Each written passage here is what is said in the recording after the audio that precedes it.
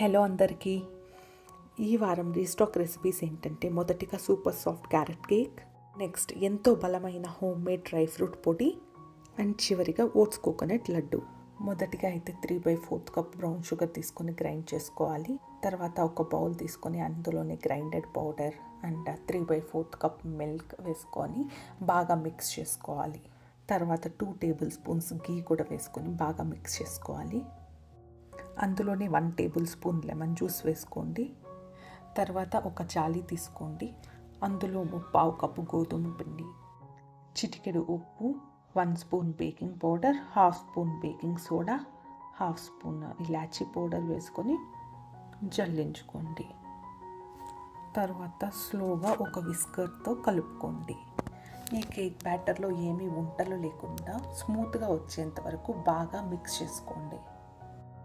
ఇప్పుడు తురుముకున్న క్యారెట్ని ఒక 1/2 కప్ని వేసుకొని బాగా కలుపుకోండి.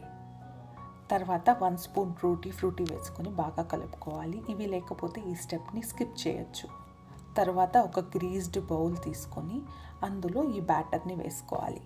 తర్వాత 180 డిగ్రీస్లో 10 మినిట్స్ పాటు ఓవెన్ని ప్రీహీట్ చేసుకోవాలి. తర్వాత ఫ్రూటీ అండ్ డ్రై ఫ్రూట్స్తో గార్నిష్ చేసుకోవాలి. తర్వాత ప్రీహీటెడ్ ఓవెన్లో కేక్ ట్రేని పెట్టి 180 డిగ్రీస్లో 30 మినిట్స్ పాటు ఉడికించుకోవాలి. ఈ కేక్ని మనం స్టవ్ పైన కూడా కుక్ చేసుకోవచ్చు. దానికోసం స్టవ్ పైన ఒక మందపాటి బౌల్ పెట్టుకొని 10 మినిట్స్ పాటు మీడియం ఫ్లేమ్లో హీట్ చేసుకోవాలి. తర్వాత అందులోనే కేక్ మౌల్డ్ పెట్టి ఒక 35 to 40 మినిట్స్ ఉడికించుకుంటే సరిపోతుంది. తర్వాత మనం టూత్పిక్తో చెక్ చేసుకోవచ్చు. ఇలా క్లీన్గా టూత్పిక్ వచ్చిందంటే కేక్ బేక్ అయిపోయినట్లే. ఇలా చూసారా ఎంత సాఫ్ట్గా కేక్ బేక్ అయిపోయిందో. అంతే అండి, simple and easy carrot cake ready. Next recipe వచ్చేసి డ్రై ఫ్రూట్ పొడి. దీనికోసం మొదటిగా ప్యాన్లో శనగపప్పు, ఉద్దిపప్పు, శనగగింజలు, వాల్నట్స్, పిస్తా ఇవన్నీ డ్రై రోస్ట్ చేసుకోవాలి. తర్వాత పక్కన పెట్టి చల్లారనిచ్చుకోవాలి.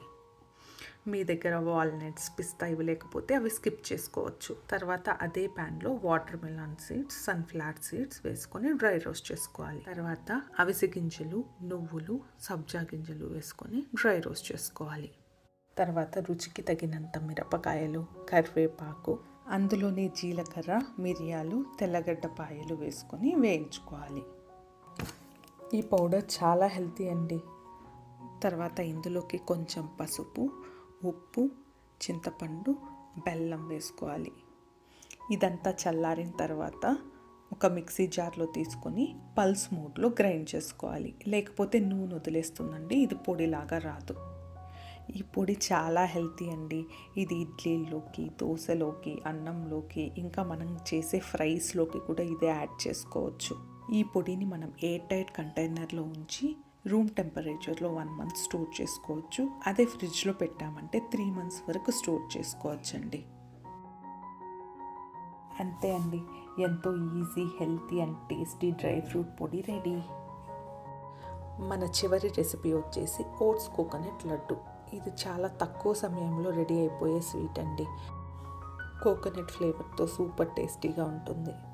దీనికోసం ఒక ప్యాన్లో 1 కప్ ఓట్స్ తీసుకొని డ్రై ఫ్రై చేసుకోవాలి. తర్వాత ఓట్స్ని పక్కకు తీసుకొని చల్లారనివ్వాలి. తర్వాత అదే ప్యాన్లో ఎండు కొబ్బరి పొడిని తీసుకొని వేయించుకోవాలి. తర్వాత కొబ్బరి పొడిని చల్లారనివ్వాలి. మళ్ళీ అదే ప్యాన్లో నెయ్యి వేసుకొని డ్రై ఫ్రూట్స్ వేసుకొని బాగా వేయించుకోవాలి. ఇంకా ఒక మిక్సర్ జార్ తీసుకొని ముందుగా వేయించుకున్న ఓట్స్ ఇంకా కొబ్బరి పొడిని వేసుకొని గ్రైండ్ చేసుకోవాలి.